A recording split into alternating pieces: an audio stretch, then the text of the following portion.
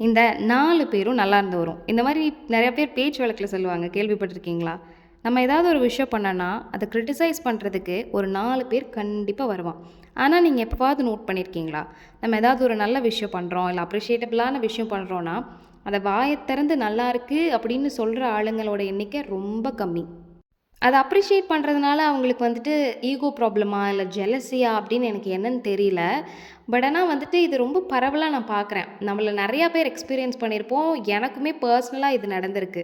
இந்த மாரி நெனைக்கிறவங்கள நம்மளால எதுவுமே பண்ண முடியாது. ஆனா நம்மளால ஒரு விஷயம் பண்ண முடியும்.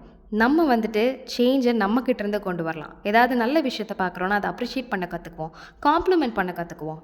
இது வந்துட்டு ஒரு சிம்பிளான தியரி தான். Like attracts like. அதாவது இப்ப நம்ம வந்துட்டு ஒரு பாசிட்டிவான எண்ணத்தோட இருக்கோம்னா, will attract positive energy into our life.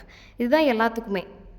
இதுக்கு ஏழை, பணக்காரன் அப்படின்லாம் தெரியாது. எல்லாருக்கும் சமமானது. இது வந்துட்டு ஒரு யுனிவர்சல் லான்னு சொல்லலாம். அதே மாதிரி தான் எண்ணம் போல் வாழ்க்கை அப்படின்லாம் சொல்லுவாங்க இல்லையா? நம்ம என்ன விதைக்கிறோமோ, அதுதான் நம்ம வாழ்க்கையில அறுவடையா கிடைக்கும் நமக்கு. So be mindful of your thought. நான் என்ன சொல்ல வரேன்னு புரியுது இல்லையா?